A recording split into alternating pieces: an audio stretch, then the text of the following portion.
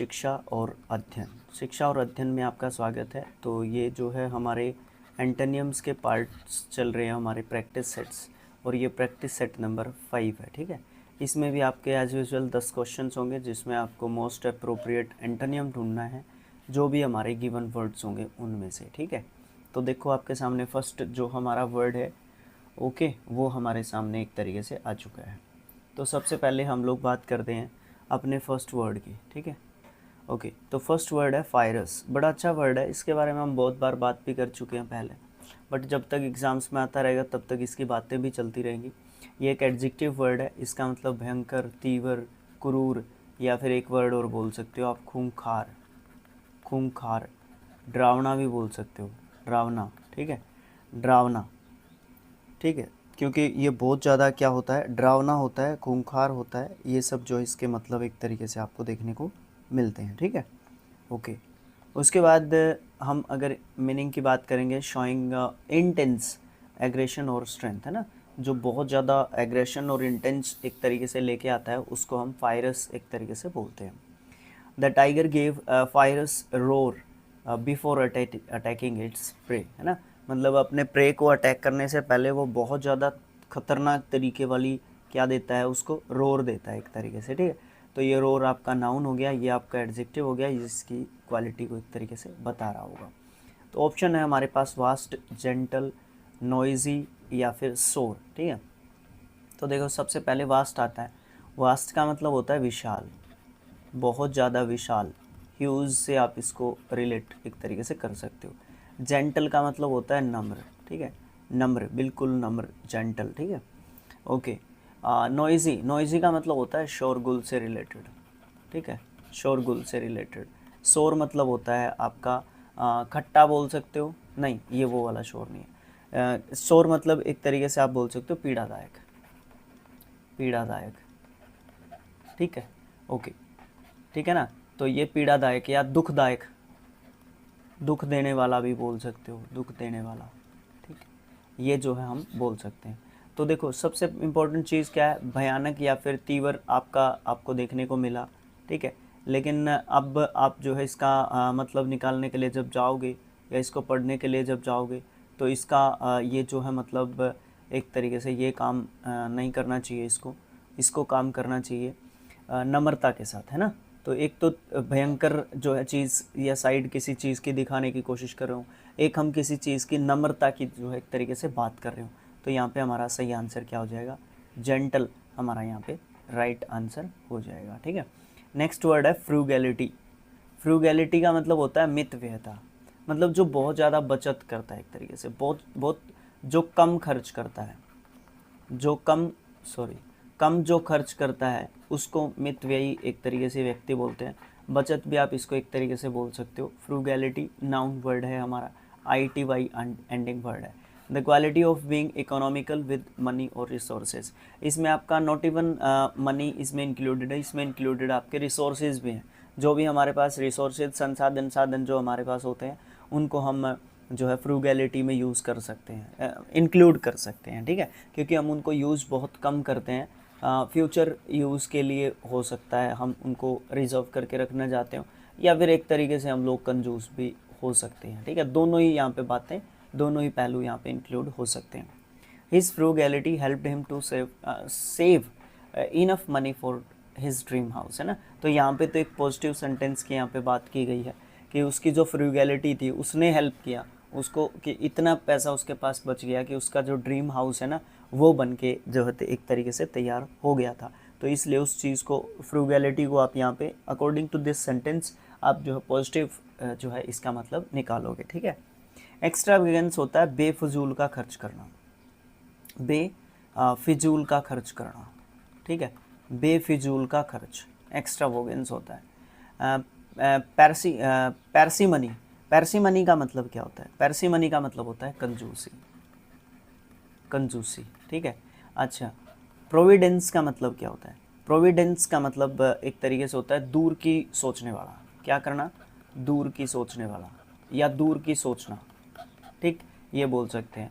Economy मतलब आपकी अर्थव्यवस्था से रिलेटेड है। ठीक है, इकोनॉमी अर्थव्यवस्था से रिलेटेड हो जाएगा। तो यहाँ पे मितव्ययिता एक तो आ गया, एक तो बचत आय, और एक आप बेफिजूल का एक तरीके से खर्चा करते रहे, तो ये दोनों चीज़ें आ जाती हैं। तो ऑप्शन नंबर ए एक्स्ट्रावोगेंस यहाँ पे आपका सही आंसर रहेगा। ठीक है, नेक्स्ट क्वेश्चन आता है जनरल। जनरल मतलब सामान्य, आम, नॉर्मल। ठीक है, एडजेक्टिव के रूप में यूज़ करते हैं कॉमन या फिर wide spread. The general opinion was that the new policy would benefit everyone. Mixture, common, composite या फिर स्पेसिफिक। तो स्पेसिफिक इसका यहाँ पे सही आंसर हो जाएगा। ठीक है, देखो मिक्सचर का मतलब मिश्रित हो जाएगा, है ना, जिसमें कुछ ना कुछ एक तरीके से मिलावट है। कॉमन का मतलब सामान्य हो जाएगा, है ना, सामान्य, जो कि आपका जनरल का जो है सिनोनियम आप जो है बोल सकते हो। अच्छा, फिर आपका कंपोजिट बच जाएगा। कंपोजिट का मतलब मिक्सचर आप जो है बोल सकते हो। ये एक दूसरे के सिनोनियम्स में आप जो है गिन सकते हो। ठीक है, तो ये थोड़ा सा आसान वर्ड था, इसको जल्दी कंप्लीट कर लेते हैं। नेक्स्ट वर्ड आया ग्लैड। ग्लैड का मतलब प्रसन्न या फिर खुश आप बोल सकते हो, एडजेक्टिव के रूप में यूज़ करते हैं। फीलिंग प्लेजर और हैप्पीनेस जो है बात करता है इसकी। I am glad to hear that you passed your exams. ठीक है, तो लॉयल, सैड, प्लेज्ड और कीन। कीन का मतलब होता है उत्सुक, उत्सुक, यानी कि ये होता है जानने का इच्छुक, जानने का इच्छुक होता है ये। ठीक है, क्योंकि ये बहुत ज़्यादा मतलब जानने का कीन, इंटरेस्टेड आप इसको बोल सकते हो, इंटरेस्टेड भी आप इसको बोल सकते हो। प्लेज्ड मतलब होता है खुश, बहुत ज़्यादा जब कोई खुश होता है तो वो प्लेज्ड होता है। सैड मतलब होता है दुखी। ठीक है, लॉयल मतलब होता है वफादार। क्या हो गया, लॉयल मतलब वफादार हो गया। ठीक है, अब तो देखो ग्लैड मतलब खुश और सैड मतलब दुखी। तो ऑप्शन नंबर 3 जो है हमारा यहाँ पे सही आंसर होने वाला है। ठीक है, तो ये ऑप्शन नंबर 3 आपका यहाँ पे सही उत्तर हो जाएगा। उसके बाद नेक्स्ट वर्ड आता है, नेक्स्ट वर्ड आता है गिल्टी। गिल्टी हमारा एडजेक्टिव वर्ड है, इसका मतलब दोषी या फिर अपराधी आप इसको बोल सकते हो। रिस्पॉन्सिबल फॉर रॉन्ग डूइंग मतलब गलत करने का जो अधिकारी, जिसने गलत काम जो है किया है एक तरीके से। He felt guilty for laying his friend, है ना, तो उसने गिल्टी किया अपने फ्रेंड को लेइंग करने के लिए। क्रिमिनल एक तरीके से आप जानते हो, क्रिमिनल। इनोसेंट मतलब जिसका कोई दोष ही नहीं है। रिस्पॉन्सिबल जिम्मेवार। पेशेंट मतलब एक तरीके से धैर्य। ठीक है, तो यहाँ पे हम लोग आंसर क्या कह सकते हैं, देखो एक तो अपराधी है कोई, और एक कोई इनोसेंट पर्सन है जिसके ऊपर कोई दोष ही नहीं है। तो ऑप्शन नंबर सी यहाँ पे हमारा सही आंसर हो जाएगा। हार्मनी, हार्मनी का मतलब होता है मेल जोल। हार्मनी एक नाउन वर्ड है, सामंजस्य या फिर मेल जोल बोल सकते हो आप लोग। ठीक है, मेल जोल बोल सकते हो इसको। ठीक है, ओके ओके।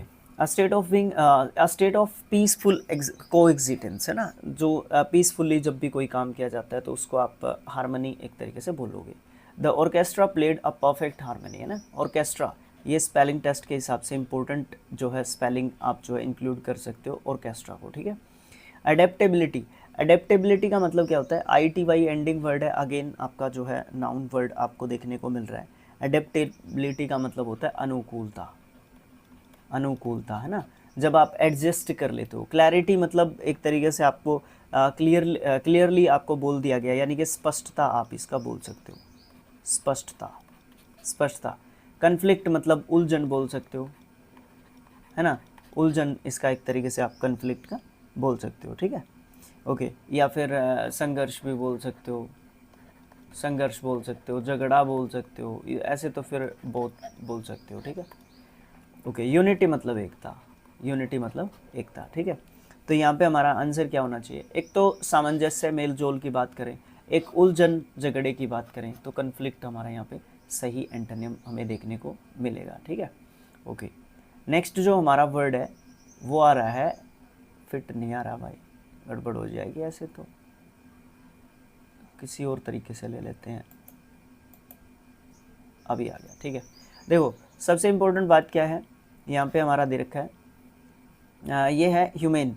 ह्यूमेन मतलब एडजेक्टिव वर्ड है, दयालु या फिर सहृदय, है ना, जो थोड़ा सा दयापन जिसके स्वभाव में होता है। शोइंग काइंडनेस और कंपैशन, है ना। The shelter provides humane treatment to stray animals, है ना, तो ये तो चीज़ रहती ही है, शेल्टर का तो काम ही वो होता है। ओके, तो प्राउड, प्राउड मतलब गर्व, आप जो है गर्व को डिनोट करते हो। काइंड मतलब दयालुता, है ना, दयालुता, दया की भावना। उसके बाद इम्परफेक्ट मतलब जो कंप्लीट नहीं है, जो परफेक्ट नहीं है, जो बिल्कुल एक तरीके से क्या बोल सकते हो इसको, जो अपूर्ण नहीं है, मतलब अपूर्ण, अपूर्ण है ना, जिसमें कोई कमी रहेगी। क्रूअल का मतलब होता है क्रूर, जो निर्दयी है एक तरीके से, ठीक है, जो एक तरीके से निर्दयी है। तो एक तो बात की गई है दया की, बात की गई है, एक क्रूएलिटी की बात करें हम लोग तो क्रूअल यानी कि ऑप्शन नंबर 4 जो है आपका यहाँ पे सही आंसर हो जाएगा, ठीक है। ह्यूमेन ये वर्ड था, ये 4 ऑप्शंस थे आपके, थोड़ा सा आगे के पेज पे चला गया था ये, इसलिए थोड़ी सी दिक्कत आई हो तो उसके लिए माफ़ी चाहूँगा।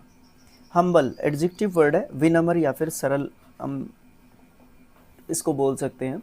हिंदी मीनिंग मॉडेस्ट या फिर रिस्पेक्टफुल आप इसको बोल सकते हो, ठीक है। सम्मानित भी आप इसको एक तरीके से बोल सकते हो, सम्मानित, है ना। वैसे इंटरनल मीनिंग के रूप में सम्मानित यहाँ पे हम लोग लिख रहे हैं। डिस्पाइट हिज सक्सेस ही रिमेंड हम्बल ना, क्योंकि उसने सफलता प्राप्त कर लिया, तो सफलता प्राप्त करने के बाद हम थोड़े से गर्वित एक तरीके से हो जाते हैं कि मैंने तो पता नहीं क्या अचीव कर लिया, है ना। तो वो वाली चीज़ आ जाती है, वो समाज की भी गलती है। हम एक ऐसी सोसाइटी में, एक ऐसे समाज में रहते हैं जहाँ पे जॉब, जब जैसे ही आपको गवर्नमेंट जॉब मिलती है, जॉब नहीं गवर्नमेंट जॉब मिलती है, तो आपको सातवें आसमान पे एक तरीके से बैठा दिया जाता है, ठीक है। तो लोगों का भी उसी तरीके का कुछ रहता है, ठीक है। ये खुद मेरा पर्सनल एक्सपीरियंस है ये। अगर हम्बलनेस आदमी के अंदर नहीं होगी ना, बहुत ज़्यादा भी, तो उसको तोड़ने की कोशिश की जाती है बाय द सोसाइटी। मैं दोष नहीं दे रहा, but this is the harsh reality of our society. मीक हमारे पास है एक वर्ड मीक। मीक का मतलब होता है एक तरीके से, आप मीक का मतलब बोल सकते हो विनम्र, ठीक है। तो ये तो इसका सिनोनियम ही बोल सकते हैं विनम्र। पंपस मतलब घमंड या घमंडी आप इसको बोल सकते हो। कॉम्प्लायंट, कॉम्प्लायंट का मतलब क्या होता है? कॉम्प्लायंट का मतलब होता है आज्ञाकारी, आज्ञाकारी, ठीक है, जो हर बात मानता है। ब्रिलियंट, ब्रिलियंट का मतलब क्या होता है? प्रतिभाशाली, प्रतिभाशाली एक तरीके से आप लोग ब्रिलियंट को बोल सकते हो, ठीक है।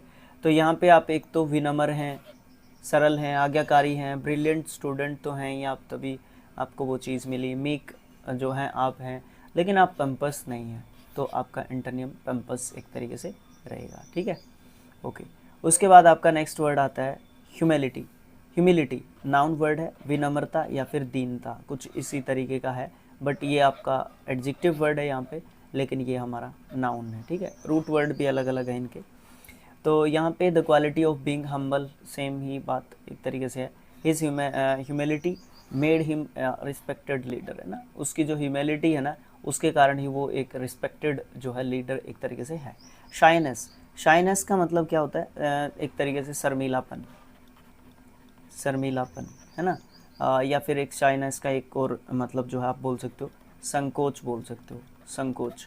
दोनों चीज़ें थोड़ी सी अलग अलग होती हैं, लेकिन कहीं ना कहीं मतलब एक जैसा निकलता है। ओबीडियंस का मतलब क्या होता है? ओबीडियंस का मतलब होता है आज्ञाकारिता, आज्ञाकारिता, आज्ञाकारिता जब हम मानते हैं। टिमाइडिटी मतलब डरपोकपन, डरपोक, डरपोकपन, है ना, जो बहुत ज़्यादा डरता है। एरोगेंस मतलब घमंड, घमंड बोल सकते हो, अहंकार बोल सकते हो, ये सब जो मतलब हम लोग बोल सकते हैं। अच्छा, अब यहाँ पे एक तो ह्यूमैनिटी की बात करते हैं, ह्यूमिलिटी की बात करते हैं, दीनता यानी कि दया की जो भावना है एक तरीके से उसकी बात करते हैं। एक आप घमंड की बात करते हो, एरोगेंस की आप बात करते हो, है ना। तो आपका ऑप्शन नंबर सी जो है यहाँ पे हो जाएगा।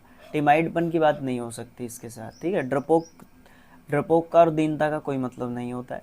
संकोच या फिर शाइनेस का भी कोई मतलब नहीं आएगा। आज्ञाकारिता तो एक तरीके से अलग वर्ड यहाँ पे आपको देखने को मिल गया है।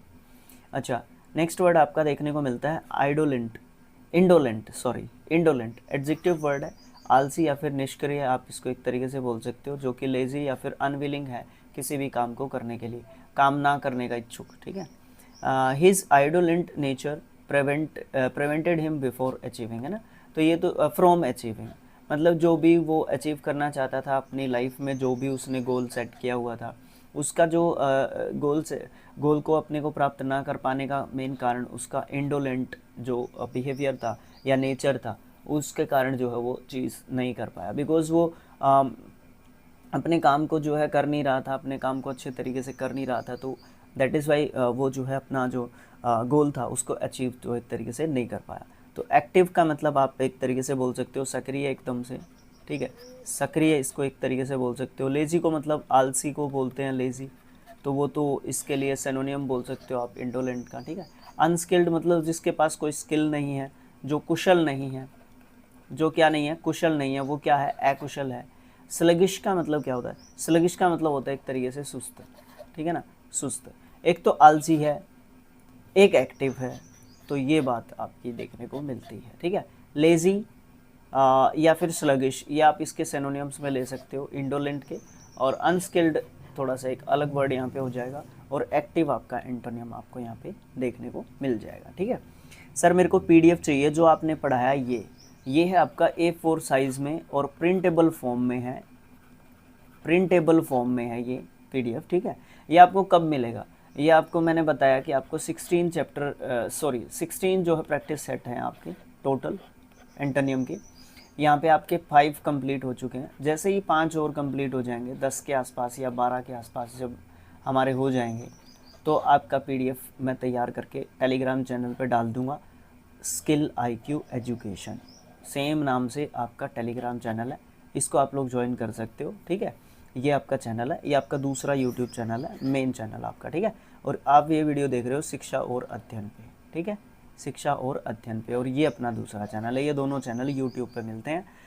आपको यूट्यूब पे सिर्फ और सिर्फ शिक्षा और अध्ययन मिलेगा, बाकी सब जगह पे आपको अगर मुझसे संपर्क करना है तो आप जो है क्या कर सकते हो, स्किल IQ सर्च कर सकते हो, या फिर आप राजबीर सिंह सर लिख के या राजबीर सिंह ऑफिशियल लिख के इस तरीके से भी आप लोग कांटेक्ट कर सकते हो। तो ये था हमारा आज का जो है वीडियो एक तरीके से, ठीक है। ये आपने देखा, आपका बहुत बहुत धन्यवाद। जाहिर सी बात है आपको कुछ सीखने को मिला होगा। नेक्स्ट जो आपका पार्ट होगा वो 6th जो है आपका पार्ट आपको देखने को मिलेगा। जाने से पहले आपको वीडियो जो अच्छा लगा तो शेयर कर देना, लाइक और सब्सक्राइब करके शेयर कर देना है। ये तीनों चीज़ें हो गई। फिर आपका आता है कमेंट बॉक्स में आप अपना सजेशंस दे सकते हैं, ठीक है। और संडे का लाइव रखते हैं हम लोग फ़िलहाल, ठीक है। ज़्यादा गर्मी होगी तो नहीं हो पाएगा, क्योंकि जो फ़ोन है ना वो बहुत ज़्यादा क्या हो जाता है, गर्म हो जाता है, तो वो बंद हो जाएगा, या कुछ भी ऐसा हो सकता है कि फ़ोन फट जाए, कुछ इस तरीके का हो जाए, तो वो चीज़ें हम लोग करना नहीं चाहते। तो इसलिए थोड़ा सा ठंडा मौसम होगा तो हम लोग संडे को लाइव ज़रूर रखेंगे। तो आप लोग स्किल IQ पे लाइव आ सकते हैं, स्किल IQ पे, ठीक है। तो ये चीज़ आप लोग ध्यान रख सकते हैं। ब्लैक बुक की सीरीज़ है, लगातार चलती रहेगी। फ़िलहाल हम एंटोनिम्स कर रहे हैं, ये मेरा नाम है, ठीक है। अब थोड़ा सा अपना नाम भी देने लग गए हैं, वो एक अलग बात है, लेकिन नाम तो इम्पोर्टेंट स्किल IQ ही है। हम लोग इसका पार्ट हैं, ना कि हम इंडिविजुअल किसी चीज़ को उठाना चाहते हैं, बिकॉज़ टीम इज़ टीम, हमारी टीम है। ये ना सोचो कि अकेला मैं यहाँ पे वीडियो रिकॉर्ड कर रहा हूँ तो मैं ही यहाँ पे सब कुछ हूँ, ऐसा कुछ भी नहीं। तो आपने वीडियो को देखा, आपको बहुत बहुत धन्यवाद। Thanks for watching, thank you so much. मिलेंगे नेक्स्ट जो पार्ट होगा 6th उसमें, ठीक है। Thank you so much, have a nice.